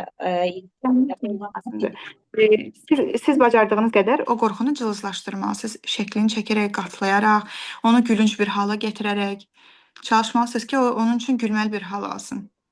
Və ən axırıncı elə bil ki, axırıncı variant yox, sonuncu yol artıq onun o qorxu ilə üzləşməyidir. Amma ora qədər yəni bir yolumuz var hələ. amma hal-hazırda o qorxuları yoxdur. Yəni işıqdan qorxmur, ildırımdan qorxmur. Düz ildırım ola bilər indi. Ondan sonra çox da Bilmərik. Hər gün çünki baş vermir bu dəqiqə bilə bilmərik. Olsa bəlkə də qorxacaq. Axı o qorxu hələ də qalıb. Qorxu yenə deyirəm, emosiyadır. Bu davranış olaraq görürsüz cəmiyyətdə özünü göstərdi. Və özünü təhlükəsiz hiss etmək istəyir. O cəmiyyətdə olanda özünü təhlükədə hiss eləyir. Çünki qorxu qalıb onda. qorxunu ancaq dediyiniz bu A4 vərəqi ilə başqa hansı yollarla, ya belə onlayn şəkildə sizinlə belə danışsa ola bilərmi ki, onu biz çıxarda bilək ondan? Yəni onu Mən sizlə deyə bilərəm, valideyn dəstəyi verə bilərəm və uşaqla da tam əgər qavraması yerindədirsə uşağın, təbii ki, onlayn görüş, bir görüş eləyə bilərik ki, görək anlayarmı elə. hə, onda çalışaram ki, onlayn görüşək, çünki Tamam. yəni çox narahat edir. Həm də oğlan uşağıdır, cəmiyyətdə biraz Yəni bir konsultasiya götürə bilərsiniz. Faydalı olar. Bir konsultasiya götürə bilərsiniz. Ondan sonra artıq bir yol çizərik bərabər. Bir yol xəritəsi qurarıq. oldu. Təşəkkür edirəm. Növbəti suala keçim. Burada yazmısınız ki, Aynur xanım yazıb, yüngül dərəcəli autizm əlaməti olan uşağa qida pəhrizi olmalıdırmı? Yüngül dərəcədə siz nə edirsiniz? O dərəcələr fərqli olur. Yaşı lazımdır, 3 yaşı var. Pəhriz mən mütləqdir. Mən pəhriz yazıram uşaqlara, autizmli uşaqlara pəhriz yazıram. Və çox faydasını görürəm. Çünki bizim bağırsaqlarımız bizim ikinci beynimizdir. Necə ki, beyin, elə də bağırsaqlar. Bağırsaqları belə deyək, təmiz saxladıqsa, beyin daha təmiz işləyəcək, daha rahat işləyəcək. İmpulslar daha aktiv olacaq. Ona görə də pəhriz vacibdir. Və mən pəhriz verirəm. Bu sadalıqlarınız davranış problemidir. Saçılma, kiprik yolma, psixoloji dəstək almalıdır. Yəqin ki, almalıdırmı deyə bir sualdır. Bəli, almalıdır. Artıq klinik vakadır. Yəni bu ciddi davranış problemləridir. Və daha tez, belə deyək, mənim proqramımdan daha tez nəticə verən bir proqramdır.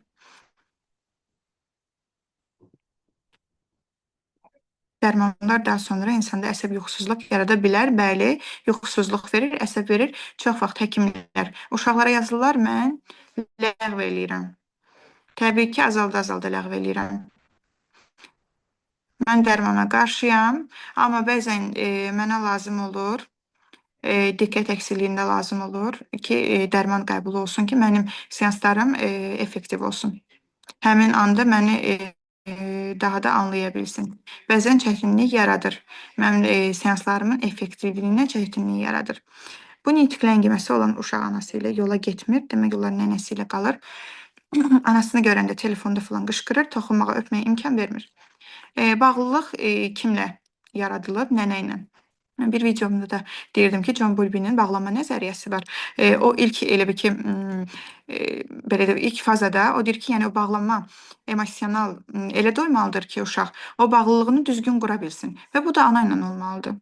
Təbii ki, şəraitlər fərqlidir. Mən hər kəsi anlayıram. Ola bilər ki, nənə ilə olsun, bu şərait elə gətirir. Ana işləyir filan, nənə ilə qalmalıdır. Amma hər şey, bütün şəraitlər normaldırsa, bu ana ilə baş verməlidir. Sual Uşaq verə bilərəm. yaşını. Buyurun. Sonuncu sualımızı alaq Sevda xanım və yavaşca yekunlaşdıraq. Aha, tamam. Müəllimə 6 aylıq uşaqdır.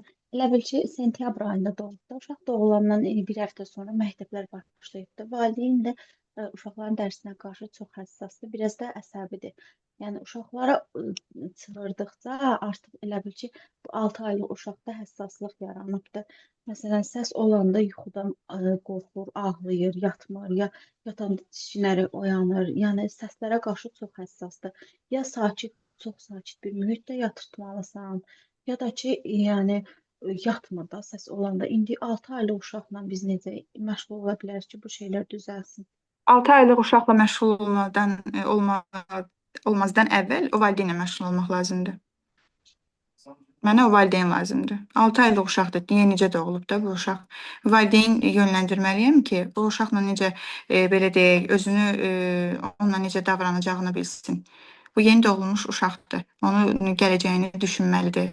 Yəni onun yanında çığıraraq, bütün əsəb sistemini korlayaraq, sonra deyir ki, yəni yuxusunda problem yarandı. Bu nə dərəcədə düzgündür? Yəni ki, ancaq o valideyni mən yönləndirə Yəni bilərəm. əvvəla dedik ki, bu uşaq onsuz da eşitmirdi. Yəni amma zaman keçdikcə gördük ki, yox, sinirlərində oyanıqlıq Artıq yaranır. 6-7 ayında bəzən uşağı çağıranda çönür bizə baxır. Necə eşitmir? Hər şeyi eşidir uşaq və əvvəlindən, belə deyək, indi əvvəlindən danışım mən sizə. İstəsəz yavaş-yavaş onu yönləndirə bilərsiniz. Müəyyən qədər əgər səsli mühitdə istəyirsinizsə, gündüz vaxtı qoyursunuz işıqlı mühitdə, günəş işığı düşən yerdə və yaxud da işığı açıq qoyursunuz, biraz səsli mühit eləyirsiniz. Axşama doğru yavaş-yavaş bu azalır və sakit mühitə keçid eləyirsiniz. Bunu belə qurun, bir müddət sonra öyrəşəcək. Səsli bir də işıqlı mühitdə qəti yuxuya getmir. Yuxusu tökülsə də yanına getmir. Yavaş-yavaş öyrənməlidir. Bəlkə qırmızı işıqla da həll edə bilərsiniz. Mən özüm də uşaq böyüdürəm, elə öyrətmişəm. Əvvəl qırmızı işıqla eləyirdik, amma sonra gecə-gündüz rejimini öyrətdikdən sonra öz qaydasına düşdü. Çalışın qırmızı işıqla yatırın, çünki ana bətninə bənzəyir. Uşaq özünü daha güvəndə hiss edəcək. Oxşadacaq həmin elə bir ki, ana bətninə və daha rahat olacaq. Oldu, çox sağ olun. Buyurun. Təşəkkür edirəm. Sevda xanım, çox minnətdaram. Burada daimi iştirakçılarımız var. Bilirlər ki, mən hər belə təlimə ümumiyyətlə belə deyim də qoşulmuram. Axıra qədər özüm belə yəni həvəslə dinlədim. Sizə də təşəkkür edirəm ki, hər sualı belə səbirlə və geniş cavabladınız. Düşünürəm ki, çox maraqlı bir təlim oldu, çox faydalı oldu. Minnətdaram sizə. Və həqiqətən də mən neçə ildir bu sahədəyəm və mərkəz işinə də görürəm ki, mütəxəssis həqiqətən bilinir.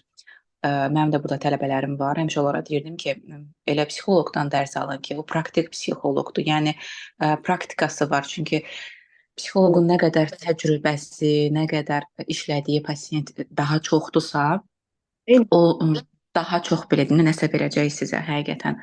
Və günümüzdə istər psixoloji mərkəzlərdə və uşaq psixoloqlarında, ən tanınmışlarında belə Sevda xanım siz də özünüz də bilirsiniz, təhsili olmayan psixoloqlar, də kursunu belə deyim də bitirən edən, nə deyil, belə deyim də insanlar olur. Nə gözəl ki, siz həm belə deyim də təhsilli, həm peşəkar olaraq bu cür fayda göstərirsiniz. Mən adımla deyirəm ki, çox məmnunam. Hətta belə kiçik oğlum bilirsiniz də Mehdi ilə bağlı. O başqa bir psixoloqa gedirdi. Artıq düşünürəm ki, onu da mən sizdə də yönləndirəcəm. Çünki başqa mərkəzdə gedir, elə də bir yaxşı nəticə almıram sözün düzü. Diqqət əksikliyi, hiperaktivliyi var onda. Eyni şəkildə o da dərman müalicə qəbul edir, paralelində istəyirəm. Yəni tam səmimi deyirəm bunlara. Çox təşəkkür edirəm Sevda xanım Dəram. sizə. Bu iştirak edən və bu ana bu qədərə qədər qalan, bu vaxtda qoşulan hər bir iştirakçıya təşəkkür edirəm. Minnətdaram hər birinizə. Bəli, Sevda xanımla bağlı bildirim ki, Sevda xanım həm bu şəkildə kurslarına qoşula bilərsiniz, canlı və yaxud da onlayn şəkildə, həm də seanslarına qoşula bilərsiniz. Həm valideyn olaraq, həm övladınız olaraq həqiqətən çox tövsiyə edirəm. Uğurlar arzu edirəm yenə hər birinizə bu gecə vaxtı. Və Sevda xanım, söz verirəm sizə. Sadəcə olaraq bu fikirlərimi bölüşmək istədim. Təşəkkür edirəm bir daha. Təşəkkür edirəm, mən də minnətdaram. Ümid edirəm ki, xoşunuza gəldi, verimli bir təlim oldu sizin üçün. Yenə də dediyim kimi, mən özüm təhsil aldığım müddətdə, praktikalarda olduğum müddətdə heç vaxt yetinə bilməmişəm. Ancaq nəzəri hissə veriblər mənə. Düzdür, universitetdə öyrədirdilər, ancaq yetinə bilməmişəm heç biri ilə. Ona görə də mən indi təşkil etdiyimiz kursda çalışdığım qədər real кейslər verəcəm sizə ki, təzə başlayacaq biri olan varsa, o belə təcrübəli olsun. Və artıq deyə bilsin ki, mən keys bilirəm. Bilirəm ki, bu uşaq yanıma gəlibsə, mən necə davranmalıyam onunla. Yəni, hazır şəkildə onun əlində keyslər olacaq, yanaşma metodları olacaq. Və sonda mən demişdim ki, açar söz deyəcəm və təşəkkürümə veriləcək sona qalanlara. Açar sözümüz emosiyadır. Bunu yazaraq təşəkkürnamənizi əldə edə bilərsiniz. Belə, təşəkkür Sevda edirəm. xanım, çox üzr İnşallah istəyirəm. Bu kurs onlayn şəkildə olacaq, yoxsa Bəli, mən bəli. həmişə bunlardan olacaq? Əla. Canlı da olacaq, onlayn da olacaq. Əla. Tamam. Çox sağ olun hər şeyə görə. Xanım, mən yaratdığınız şəraitə görə də sizə də ayrıca təşəkkür edirəm. Çox sağ olun. İnşallah Mən təşəkkür gələcəkdə edirəm, minnətdaram. görüşərik. Sağ olun. Sağ olun.